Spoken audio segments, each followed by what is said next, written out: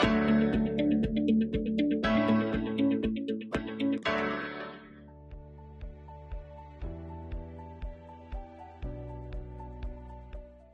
Everyone, welcome to the maths and stat session.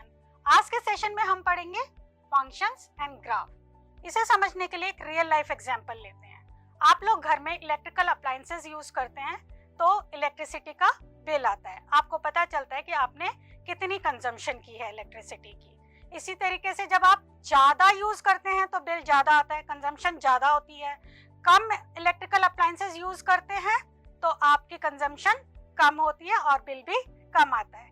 चलिए इसे graph से समझते हैं। सबसे पहले कि ग्राफ क्या चीज है भाई। ग्राफ एक एक्स एक्सिस और एक वाई एक्सिस, ये आपने ऑलरेडी पढ़ा हुआ भी है। इसके ऊपर मैं एक्स एक्सिस पर इलेक्ट्रिकल अप्लायंसेस लिख लेती हूँ कि इसके ऊपर मैं इलेक्ट्रिकल अप्लायंसेस को रिप्रेजेंट करूंगी और यहाँ पर मैं वॉट लिख लेती हूँ कि कितने वॉट बिजली कंज्यूम हुई है। तो इसको हम नंबर्स दे देते हैं। मान लीजिए यहाँ पर 2, 4, 6, 8, 2 के गैप में मैंने ले लिया और यहाँ पर 10 का टेबल लिख लेते हैं। 10, 20, 30 एंड 40। मान लो आपने किसी मंथ में कोई इलेक्ट्रिकल अप्लायंसेस यूज ही नहीं किया, आप घर पर ही नहीं थे, तो इलेक्ट्रिसिटी का बिल आएगा क्या? जी नहीं, इलेक्ट्रिसिटी का बिल भी नहीं आएगा और कोई कंजम्पशन नहीं होगी। तो हमारा पॉइंट बन जाएगा 0, 0। आपने 2 अप्लायंस यूज किए और 10 वॉट बिजली यूज हुई, तो आपका पॉइंट क्या बनेगा? 2 अप्लायंसेस और 10 what, that means 210। 4 appliances 20 what and so on. इसी तरीके से और भी। अब इन पॉइंट्स को अगर हम जोड़ दें, 6 पे मान लीजिए 30 हो गया, 6, 30। इनको जब हम ज्वाइन कर दें तो ये ग्राफ बन गया। और ये क्या रिप्रेजेंट कर रहा है? ये रिप्रेजेंट कर रहा है इलेक्ट्रिकल अप्लायंसेस कितने यूज हुए और उस समय उनकी कितनी कंजम्पशन हुई इलेक्ट्रिसिटी की। इसी तरीके से हम बाकी कुछ बेसिक फंक्शंस ले लेते हैं। बेसिक फंक्शन में सबसे पहले आता है identity function, constant function, square function and cube function. One by one in चारों को समझते हैं, इनका ग्राफ भी देखते हैं और इनकी डेफिनेशन भी देखते हैं। सबसे पहले शुरू करते हैं हम identity function.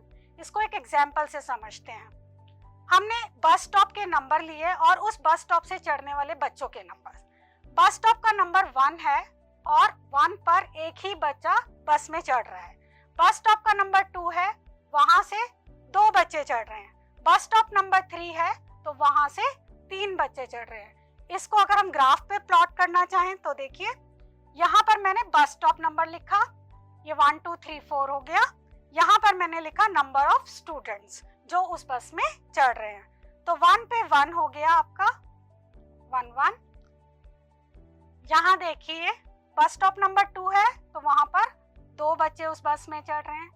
Bus stop number 3 से 3 बच्चे, और इनको जब हमने ज्वाइन किया तो ये हमारा ग्राफ बन गया।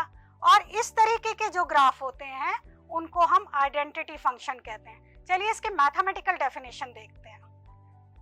मान लीजिए R एक सेट है रियल नंबर्स का। इसके अंदर अगर हम फंक्शन डिफाइन करते हैं f of x is equal to x, जो इनपुट डाला वही आउटपुट वापस आ गया, ऐसे वाले फंक्शंस को हम आइडेंटिटी फंक्शन कहते हैं। इस आइडेंटिटी फंक्शन में डोमेन और रेंज दोनों ही R होती है। क्यों? क्योंकि जो आप इनपुट डाल रहे हो वही आउटपुट मिल रहा है आपको। इसको एक ग्राफ से भी देख लेते हैं। इसका ग्राफ कैसे बनेगा? देखो भाई, f of x is equal to x है। अगर मैं 1 डालती हूँ x की जगह, फंक्शन के अंदर मैंने x is equal to 1 put कर दिया, तो फंक्शन हो गया आपका f of 1 which is equal to 1। तो 1, 1 एक पॉइंट बन गया आपका, 1, 1। सिमिलरली 2, 2 पॉइंट बनेगा। अगर आपने x की जगह 2 डाला तो f of x भी 2 आ गया, और 3, 3 पर आप ये पॉइंट बना लेंगे। सिमिलरली आप नेगेटिव में भी अगर नंबर ले लेते हैं, मान लीजिए मैंने लिया f of -1, तो इसकी वैल्यू क्या होगी भाई? f of x is equal to x है, तो f of -1 is equal to -1। तो ये पॉइंट आपका आ गया -1, -1। इन सबको जब हमने ज्वाइन किया तो ये एक स्ट्रेट लाइन बन गई जो ओरिजिन से पास हो रही है, ओरिजिन में 0, 0। चलिए नेक्स्ट चलते हैं, हम कांस्टेंट फंक्शन की बात करते हैं। कांस्टेंट फंक्शन के लिए भी एक एग्जांपल लेते हैं। मैंने कुछ बुक्स लिए और उनके ऊपर नंबर डाल दिया 1, 2, 3, 4, तो ये मेरे बुक्स के नंबर हो गए। और यहाँ पर मैंने उनके प्राइजेस लिखे हैं कि उस बुक का क्या प्राइस है। 1 नंबर, जिस बुक का नंबर 1 है उसका प्राइस है 50 रुपीज। ठीक है, हमने पॉइंट प्लॉट कर दिया 150। जिस बुक का नंबर 2 है उसका प्राइस भी 50 रुपीज है। जिस बुक का नंबर 3 है उसका प्राइस भी 50 रुपीज है। तो मैं जो भी नंबर की बुक उठा रही हूँ उसका प्राइस क्या आ रहा है, 50 रुपीज। तो ऐसे वाले जो फंक्शंस होंगे वो कहलाएंगे कांस्टेंट फंक्शन। मैथमेटिकल डेफिनेशन देख लेते हैं। मैथमेटिकल डेफिनेशन में f of x is equal to c, और इस तरह के फंक्शंस को हम कहते हैं कांस्टेंट फंक्शन। इसके अंदर डोमेन तो पूरा r होता है, लेकिन रेंज रिस्ट्रिक्टेड है, सिर्फ c आता है, क्योंकि हर बार जो भी मैं इनपुट डाल रही हूँ आउटपुट c आ रहा है। कोई भी इनपुट डालने पर आउटपुट सेम आ रहा है। ऐसे वाले फंक्शन होते हैं हमारे कांस्टेंट फंक्शन। इसका ग्राफ देख लेते हैं। मैंने फंक्शन लिया है f of x is equal to 3। अब मैं चाहे 1 लूं तो भी 3 आएगा, 1, 3, 2 पॉइंट लिया तब भी 3, 2, 3। अगर मैं नेगेटिव भी लेती हूँ तो भी ये 3 आ रहा है, -1, 3। तो आउटपुट हमेशा सेम आए, ऐसे वाले फंक्शंस को आप कहते हैं कांस्टेंट फंक्शन। अब बात करते हैं स्क्वायर फंक्शन की। इसके लिए भी एक एग्जांपल लेते हैं। एग्जांपल मैंने लिया, मैंने फंक्शन डिफाइन किया है y is equal to 0.5 into में 3x स्क्वायर। यहाँ पर मान लो कि हमें गाड़ी चला रहे हैं, वो सेकंड्स में मैंने टाइम लिखा है और डिस्टेंस ट्रेवल मीटर्स में लिखा है। फर्स्ट सेकंड में 1.5 मीटर चलती है, सेकंड सेकंड में 6, थर्ड सेकंड में 13.5। ये सब कैलकुलेशन हुई है हमारी इस फंक्शन से। हमने इसके अंदर x की वैल्यू 1 डाली तो 1.5 आ गया, मैंने इसके अंदर x की वैल्यू 2 डाली तो 6। इस तरीके से ये मेरा टेबल बन गया। अब इसे हम ग्राफ पर देखते हैं। ग्राफ पर प्लॉट करने के लिए फर्स्ट ये नीचे टाइम है और साइड पर हमारा क्या है, डिस्टेंस। ये है हमारा टाइम और ये क्या है, डिस्टेंस।